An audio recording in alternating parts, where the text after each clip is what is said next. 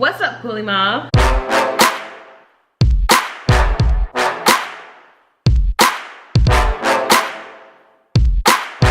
This is the video about our experience with IVF. How you gonna say I go? So all the topics that we are talking about, remember, is our experience.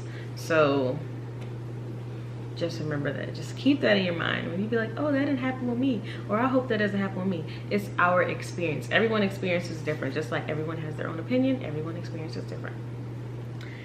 Because of all the medication we're taking, it started taking a toll or affecting our hormones, and we were kind of emotional and moody.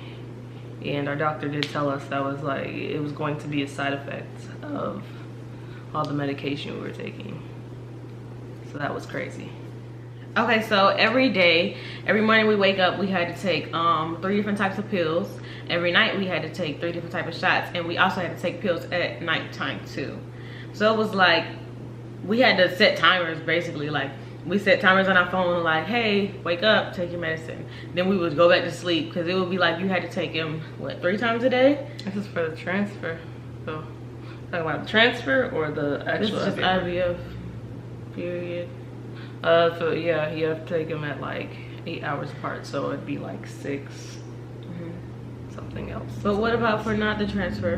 What we did we had to take shots every evening and pills every morning and pills in the evening. Baby, that's what I just said, and you said that was for... No, but the thing you were talking timer. about, yeah, the timer was for the transfer, where we would put suppositories in our vaginas. Yeah, so it was like after we had the transfer, not the transfer. The oh, after we did have the transfer. So okay, for the retrieval. Sorry. No, after we had the retrieval. No, before the retrieval, we had to take medication in the morning time, 3 shots at nighttime, and then pills at nighttime too. After that, you move on to the transfer, which they put the baby inside of you. And once after the transfer, you have to take pills in the morning time. You still have to take at least 1 to 2 shots depending on what your body needs at night. And then you also have to take 3 suppositories 8 hours a day, like every 8 hours. Yeah. So whew, it's a lot. It feels disgusting. You have to have on pads because it's gonna be like the suppository comes out of you. Yes. Like discharge. We had an alternative option, which was to take shots and inject them into our buttocks. But that seemed painful, and plus they told us that after we already bought the suppositories. Yeah, and then the suppositories was not the generic brand, and then the shots was the generic brand, so it was cheaper, but we had already purchased the suppositories, so it was just like, might as well. Plus, I don't think I could have took a shot in my butt every day. I would have got you. I would have got you right. But we could have handled that, sitting on our butt and all that. Yeah, I think we could have. I couldn't even, remember I told you I had to get that shot in my butt when I went to the hospital and I didn't go to prom? Oh Lord. And I was dying. That was 1 shot, and we got to do that every day. And then you can't really transfer butt cheeks. I mean, you can, but I don't know.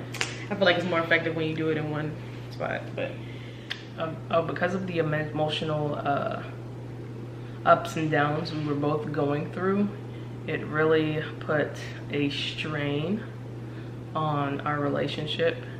And sometimes we'd just be mad at each other just because. So when people so when people say, how do you guys deal with the pregnancy, to us this is really nothing compared to cake, like, how IVF was. IVF was just terrible.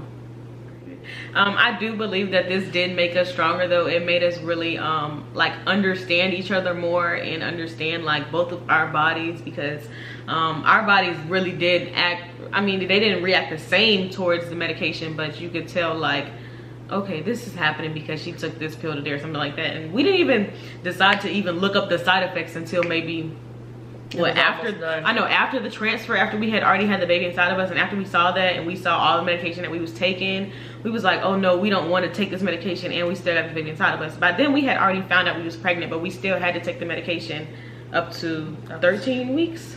Yeah, 13 weeks of pregnancy they wanted us to do, but we was like, no, we not doing that. Sorry. But yeah, I feel like it made us stronger. It made like us like really become one, because we really like had to be there for each other. And yeah, I had to grab her a few times after she tried to run away, and she had to grab me a few times after I tried to run away. So you go ahead and tell that story, how you ran away. I don't remember my story of running away. I just remember you running away.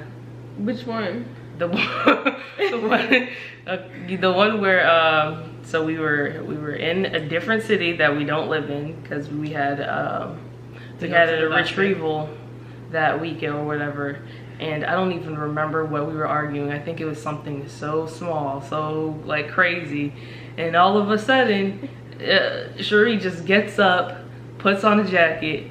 I don't know if I put on a cardigan. Yes, and some shoes, and she goes and leaves. And it was like 11 o'clock at night, and I do not play at nighttime, and I do not like being out at nighttime, so she just knew I was like running away. Yeah, so it was nighttime, we were in a different city, and the hotel we were in was kind of creepy because it was away from everybody. So she just ran away. I'm so like, where'd you go? She's like, I'm back in the parking lot. And then so I had to call, I had to talk to her, and I think you came down to the parking lot though. Yeah, and walked me back inside and get her back in because she was tripping.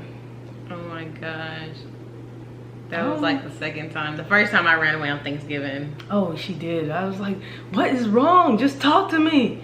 And it was sad. Then she went to go in her mom's house, and I was just like, doo-doo. And I was like, I did the best U-turn you could ever. She skirted out of my mom's house so fast. I'm just like embarrassed. Like, oh my like, god, you didn't even come outside and speak. I was like, no, like, I was so mad. I was in the car, and I threw my phone in the car, and it fell like under the passenger seat, and it didn't break though. She was doing the Fast and Furious in this suburban neighborhood. Oh my god, I don't know, I think I was just emotional from the medication, and then it was like another holiday without my mom, and my family wasn't there, and I was like with her family, and it was just, I don't know, we're all family. It was now. just I don't know, but it did made us closer. Like, because of that, I have so much patience and tolerance when it comes to like some of the stuff. Like, we're gonna be so ready for kids. But you did run away. She ran away. She didn't remember her story, but I remember her story. So it was the last house we was living in. She has this thing where like she doesn't like to leave. Like, she doesn't like to run away if I'm in her presence. So if I like walk away or go to a different room, that's when she'll try to like go out the house and leave. Right. So I think I was upstairs in my office or something like that, and she texted me and was like, I'll be back or something like that, or I left or something. Girl, I was like, what? I looked outside, I ain't see her Jeep. I was like, oh, she trying me. So I got in the car. Meanwhile, we had the dog, we had Nova. So I had Nova in here in the car. I had her with some water and some food, because I didn't know how long we was gonna be out looking for her. So I'm over here driving around. I'm going to all her spots that she usually run away to, because she usually run away. She was usually running away by then. So I'm going to all her spots. I went to this hotel that she usually goes to. I didn't see her Jeep. I rode around the back of the hotel and everything like that. I went to her mom's house, drove by her mom. I didn't go inside because that was kind of like, oh, where's Kelsey? So I drove around her mom's house. She wasn't there. So where'd I go? It was one other place that I went to that I was like, she usually be here, and I just couldn't find her, and I just called her. Meanwhile, I was calling her the whole time. She was not answering my phone calls. So I just started crying, and I was like, oh my god, I don't deserve this. Like, why are you doing this to me? And I was stuff. I felt so bad. And then she texted me, but meanwhile, that wasn't even a voicemail. Like, I had to make a voice message to you and say all that. And then she texted me and said, go home. Really? I was like, because I was coming home at that point. I was no, like, you wasn't. You came home like an hour later. Yeah, I was like, because I was far. I was really far. I was like, you was at Walmart. You told me you was at Walmart in the parking lot eating Chinese. I was in, okay. Yes, and I was like down the road from you when I realized, like, after you came home and told me where you was, I was like, wow, like I was down the road from there. Oh, that's what it was. So I felt bad, and I was like, told her to go home because I was gonna come back. So home. I'm thinking like by then we gonna get home at the same time or something. Me and Nova hard down in my office by then. We had went home and we was just like cuddling and crying, and then she came home. And we're better. And we was just crying together and stuff. So yes, it's pretty emotional time. But I feel like we have went through everything. So like maybe like I guess if the hormones even affect us now, it probably does, and we just like don't even see it, or we just be like, we just don't even be phased by it, because so much has happened like with IVF that it's just like, this is okay. It doesn't compare. Yeah, it doesn't compare at all. But this is again, our story. That was just our experience. So I almost just started crying, by the way, you guys. I don't know why. Okay? But you know, that just happens sometimes, you know, just crying. I be watching videos of dogs about to cry. So, I'd be like, oh my god, so cute. So this is about as hormonal as it gets for us. Crying over dog videos. Yeah, I text her some days and be like, I just cried. I don't know if it was like because of this or but yeah. So like, comment, subscribe, and share our videos. If you liked it, thank you. Coolie Mop out.